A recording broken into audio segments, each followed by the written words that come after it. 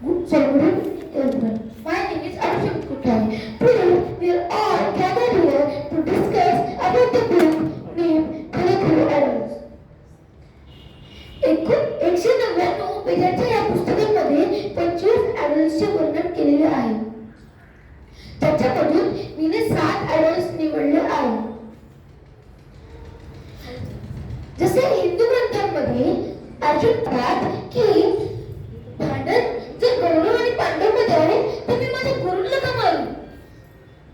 श्रीकृष्ण चांगल्या पद्धतीने बोलतात की जर या धरतीवर एकही नीतिवान माणूस जर असला तर त्याची नीतिमत्ता या धरतीला संपवू शकणार नाही. जे आपले नीतिवान मोठे ॲडल्ट्स आहेत ज्यांनी भारतासाठी खूप काही काम केले आहे.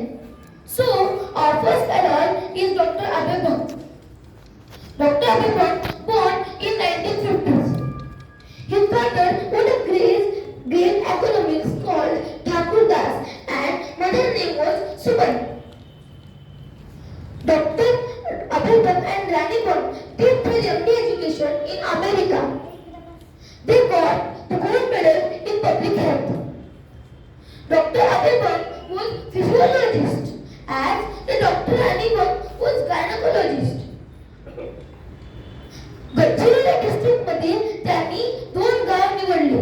त्याच्यामध्ये काही लोक असे होते की देवावर त्यांना खूप अभिषेक होता. त्यांनी जात्याकडे जायचे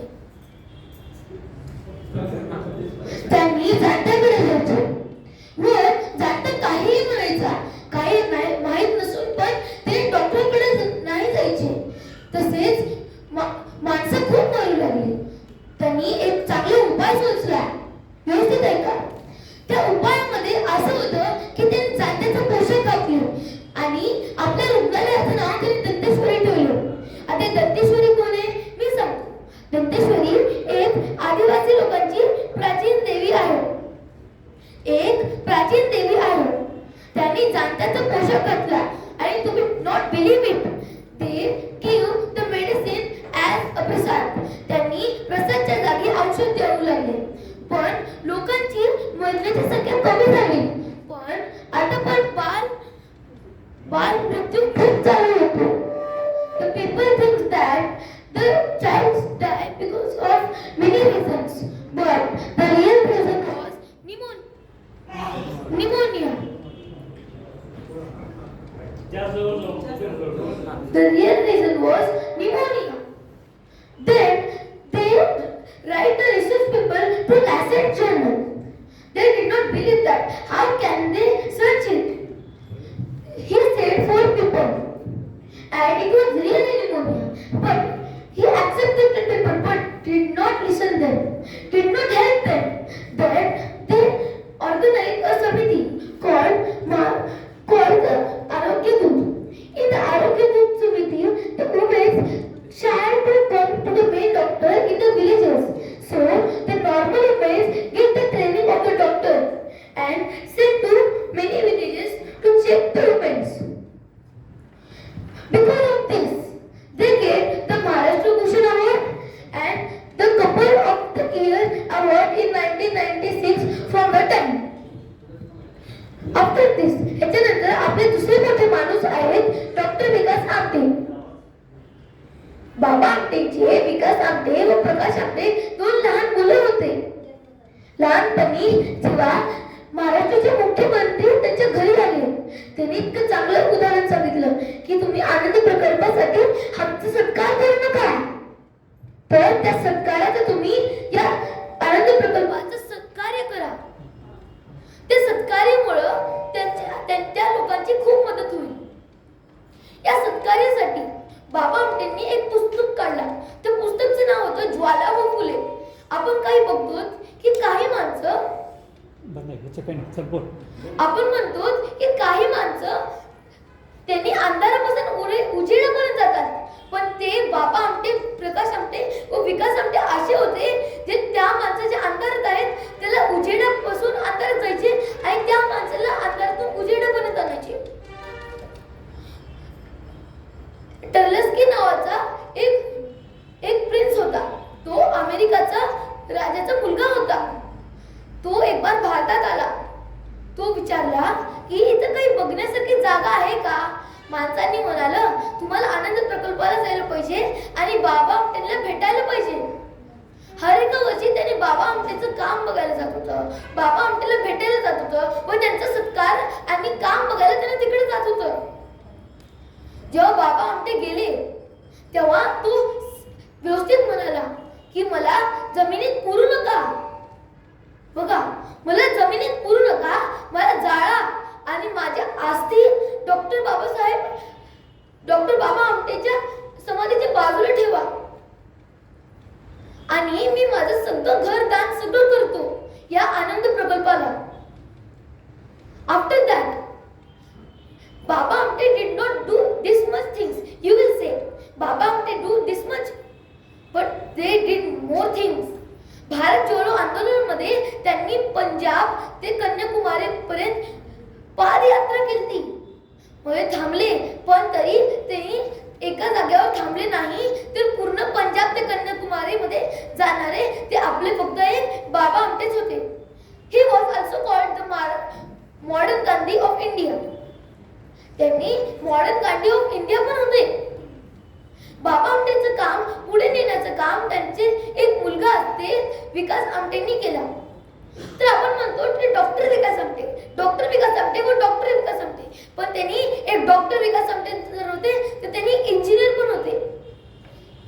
त्यांनी एक अशी टेक्नॉलॉजी काढली होती ज्याच्यावर आपण विटा ठेवतो, विटावर पत्र ठेवतो आणि त्या पत्रावर वापस विटा ठेवून जेव्हा त्यांनी ते पत्र काढायचे तेव्हा त्या घराचं शेप इतकं चांगलं यायचं की तुम्ही म्हणू शकत नाही, हवा आत बाहेर यायची. आणि राहण्यासाठी त्यांनी आनंद प्रकल्पाच्या लोकांसाठी घर त्यांनीच बनवलं होतं. बाबा आमटे, प्रकाश आमटे व विकास आमटेकडं 465 एकर जमीन होती. त्याच्यावर त्यांनी 265 एकर फक्त शेती केली. 265 एकर फक्त शेती केली, कारण की तिथे पैशाची पण कमतरता असू शकते, म्हणून ते तिथे शेती करून जे अन्नधान्य आहेत ते सगळे आनंद प्रकल्प लोकांना देऊ लागले. Vikas Amte got the Gaurav lottery award from Pune. आणि प्रकाश आमटेंनी कमी काम नाही केले, तर त्यांनी बाबा आमटे व विकास आमटेंनी ते काम केले त्या लोकांसाठी जे आनंद प्रकल्पात राहत होते. आणि विकास आमटेंनी त्याचं नाव आज आनंद प्रकल्प ते मॉडर्न जमान्यामध्ये आनंद वन ठेवलं. प्रकाश आमटेंनी काही काम केलं असं नाही, तर प्रकाश आमटेंनी खूप काही काम केले. त्यांनी आदिवासी लोकांसाठी घर, कॉलेज वगैरे बनवले. याच्यानंतर आपले तिसरे मोठे माणूस आहेत Manisha Mhaiskar. Manisha Maiskar, born on 16 March 1969. His father was also an IAS officer and her mother was a great lecturer in Science Institute College. Manisha Mhaiskar जेव्हा लहान होती तेव्हा कॉलेजमध्ये होती, तेव्हा तिचे पप्पा रात्री तिच्यासोबत डिस्कस करू लागले की काय अभ्यास झाला जेवताना. म्हणून she did not lose her confidence and being one of the greatest IAS officer in our Maharashtra. तिनं महाराष्ट्राचीच एक समाजसेवक नव्हती, तर तिनं पूर्ण भारताची पण एक समाजसेवक होती. She appointed in one district, Sangli district. त्यावेळेस सांगली डिस्ट्रिक्ट मध्ये खूप मोठा दुष्काळ पडला होता. She studied about the water harvesting. तिने म्हणलं की तुम्ही ते नदीतले पाणी जे माती जे आहे ते तुम्ही शेतात ठेवा, कारण की हर एका मातीमध्ये त्या पाण्याचा अंश असतो. When the दुष्काळ ends, जेव्हा दुष्काळ संपला तेव्हा सगळेजण मनीषा म्हैसकरला कॉल करू लागले की आमच्या गावातला दुष्काळ संपलाय, आमच्या गावातला दुष्काळ संपलाय. तर तिने म्हणाले तुम्ही मलाच का कॉल करत आहात, दुसरे पण IAS ऑफिसर असतील त्यांना तुम्ही का नाही कॉल करत आहात. तर त्यांनी म्हणले you connect our sadness with you and now we are connecting our happiness with you. कारण की तिला ते लक्षात आलं आणि डोळ्यात अश्रू आले, कारण की जेव्हा तिने ट्रेनिंग करत होती IAS ऑफिसरची तेव्हा तिला अजून एक IAS ऑफिसर भेटला. त्यांनी म्हणलं जर तुम्ही कोणाच्या दुःखात सहभागी झालात तर त्यांनी त्यांच्या आनंदात तुम्हाला सहभागी करून घेतात. After this she made her confidence more better. तिच्यानंतर तिने मुंबई ह्या शहरात तिने अपॉइंट झाली. अपॉइंट झाल्यानंतर तिने मुंबई शहरात एक माणूस आला आणि म्हणाला आमच्या मुंबई शहरात खूप काही लोक मरत आहेत, का माहित नाही पण खूप मरत आहेत. शी स्टडीड अबाउट दॅट आणि तिला माहित झालं की खरं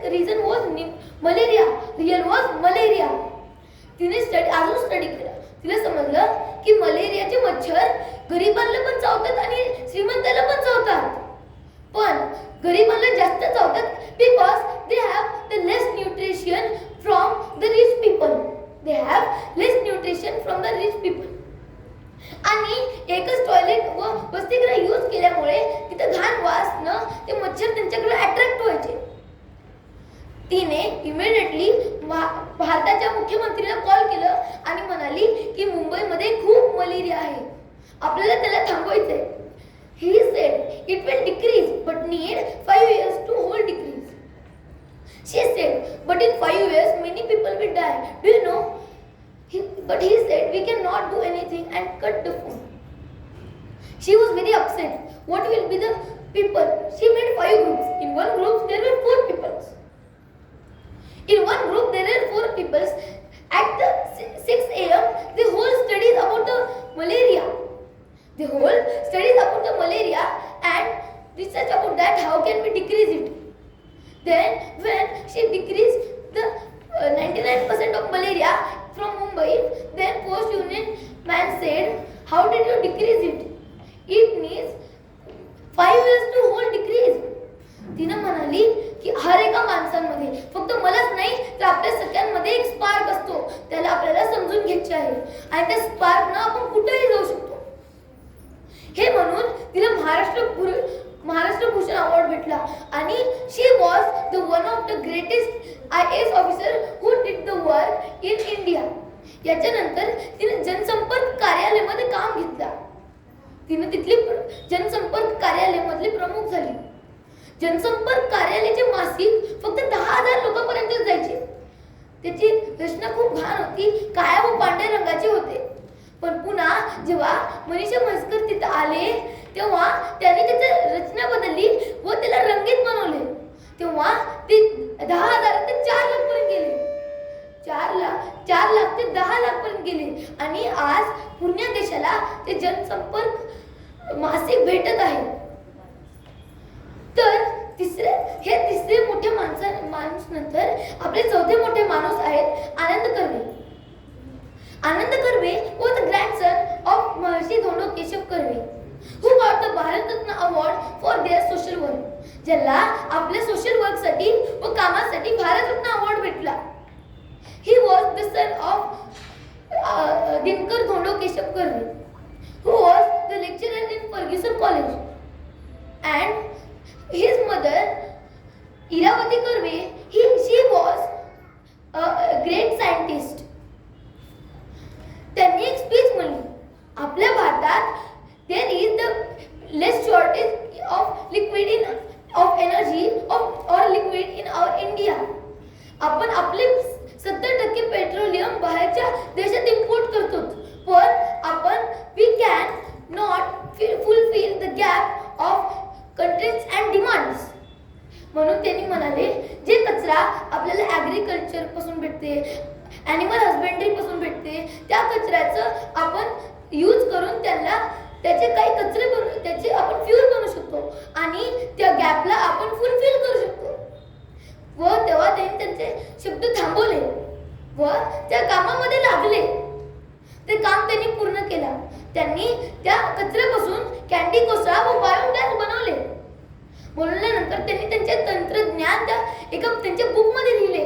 ते तंत्रज्ञान लिहून त्याला ओळखून सगळ्या माणसाला सांगितलं की आपण या जगात काहीही करू शकतो, आपल्याला कोणी थांबवू शकत नाही. And from that he fulfilled the gap between the shortage of energy, demands and contents. ते झाल्यानंतर त्याला या कामांसाठी पद्मश्री अवॉर्ड भेटला, पद्मविभूषण अवॉर्ड भेटला. तिलाच नाही तर त्यांच्या मुलीला पण भेटला, कारण की त्यांच्या मुलीने त्यांची खूप मदत केली. दोघांना मिळून खूप सारे अवॉर्ड भेटले. आणि हे आपले चौथे अवॉर्ड पण संपले आहे. So our fifth award is doctor Shashikant अहंकारी. डॉक्टर शशिकांत अहंकारींनी आपल्या लहानपणीच खूप दुःख पावले होते. त्यांची मम्मी प्रेग्नंट होती. अक्षरशः बाहेर त्यांना घ्यायला बैलगाडी सुद्धा नव्हती आणि घरात कोणी नव्हतं. बाजूची बाई पण बाहेर गेली होती. त्यांनी स्वतःची डिलिव्हरी सुद्धा केली. त्यांच्या डोळ्यातले अश्रू पाहून डॉक्टर शशिकांत अहंकारीला वाटले की मी माझ्या आईसाठी पूर्ण जगाचे स्त्रियांना मी मदत करणार. जेव्हा त्यांचा इंटरव्ह्यू घेतला गेला ते माणूस म्हणाला, दुसरा माणूस, की तुम्ही इतके कॉन्फिडंट आहात, तुम्ही इतक्या स्त्रियांना कसं वाचू शकला? तर त्यांनी म्हणाले 4 कारणांमुळे मी खूप कॉन्फिडंट आहे. पहिलं कारण म्हणजे माझी स्वतःची आई. माझ्या स्वतःची आईने मला खूप तिच्या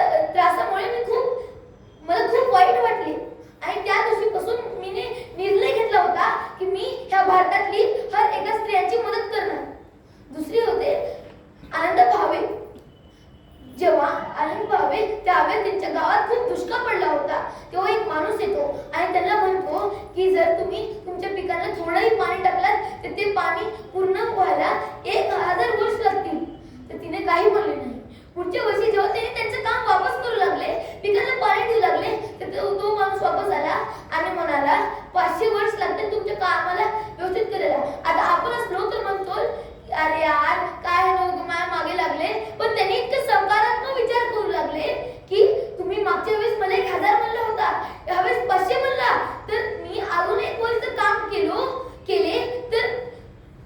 तर मी अजून वर्ष माझे कमी होऊ शकतात आणि माझं काम 3 वर्षामध्ये पूर्ण कमी होईल असे म्हणून त्या माणसाला कळाले की आपण चुकीचं म्हणलो. आणि तिसरं उदाहरण आहे गांधीजींचा. गांधीजी एक बार त्यांचं वॉशरूम साफ करत होते. एक ब्रिटिश युनियन पोस्टमॅन आला. तो म्हणाला की गांधीजी, तुम्ही इतके महान माणूस आणि एक साधं वॉशरूम तुम्ही साफ करतात, छे, मला वाटलं तुमच्या हाती काही लॉकर असतील. पण गांधीजी म्हणाले, मला ब्रिटिशांपासून स्वातंत्र्य पाहिजेच, तर या श्रीमंत लोकांच्या भावनांपासून तो मला स्वातंत्र्य पाहिजे. म्हणजे त्यांनी म्हणू लागले की हर एका श्रीमंत माणसाला नाही तर गरीब माणसाला आपलं स्वतःचं काम स्वतः करायला पाहिजे. श्रीमंत माणसाला त्याचे काम गरीबाकडून नाही लावायला पाहिजे असे म्हणले. तर त्या पोस्टमॅनला कळाले गांधीजी तर खरंच खूप मोठे आहेत. हे 4 आणि एक उदाहरण. जेव्हा त्यांनी एका गावात शिफ्ट झाले तेव्हा एक बाई होती, तिच्या पोटात बाळ होतं. बाहेर पाऊस चालू होतं, चिखल होतं, बैलगाडी पण होती. बाजूची बाई घरी आली. आई तिची डिलिव्हरी करायला मदत करू लागली. एक बाळ बाहेर तर आला पण अंगार झालता. तिला वाटलं की माझं पोट अजून मोठं आहे. तिनं म्हणलं, माझ्या पोटात अजून एक बाळ आहे, तू अडकलंय तर माझ्या पोटावर तुम्ही थांबा. तिने थांबलं पण येताच 2 मिनिटांमध्ये तिनं मरण पावलं. त्या दिवसापासून त्यांना खूप दुःख झालं. त्यांनी म्हणाले की ज्या स्त्रियांना मी वाचू शकत नाही तर माझं काय आहे. पण steel that was the person who did not lose his confidence. He did not lose his confidence. त्यानंतर त्यांनी खूप बीमार झाले.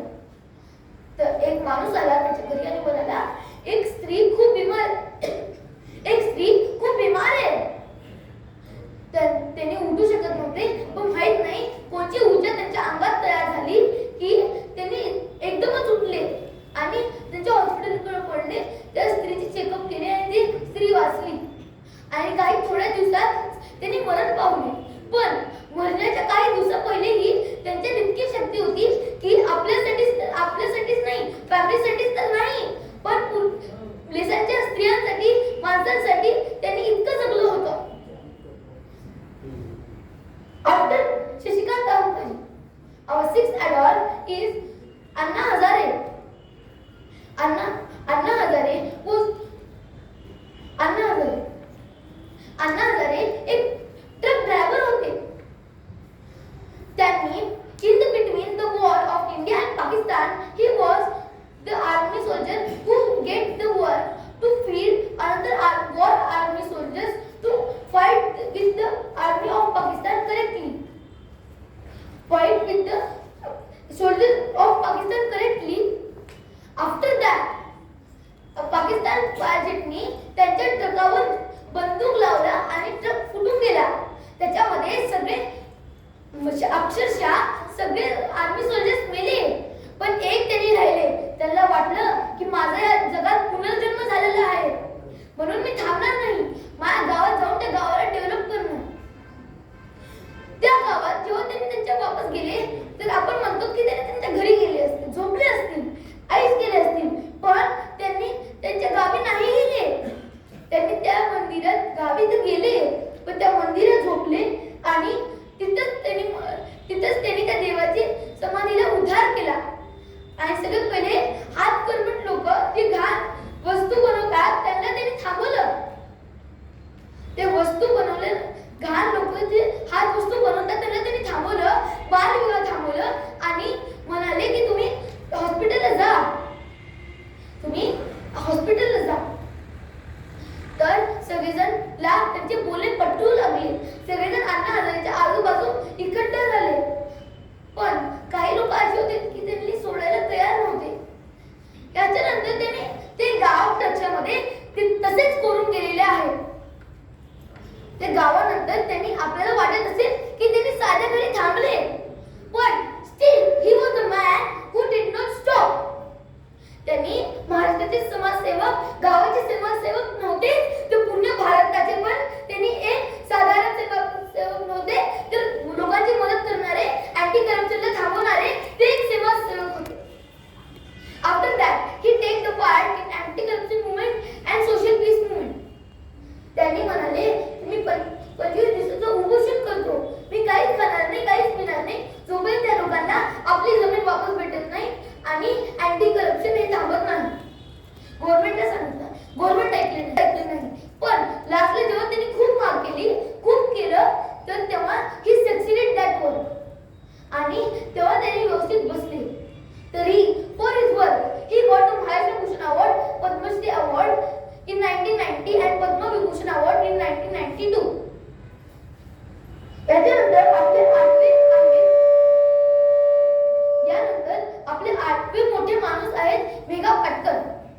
मेघा पाटकर पण अण्णा हजारेसारखेच होते.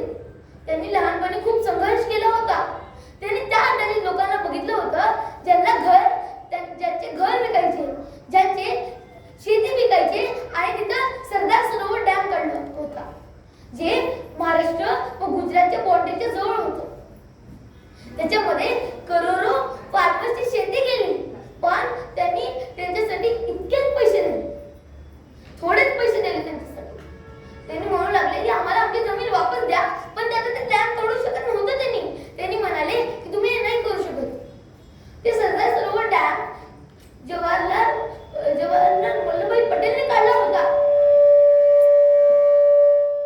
पण त्यांना वाटलं की आपल्या धरतीमध्ये 100% ऑफ वॉटर आहे. 71 ला आपण 100 पकडूया.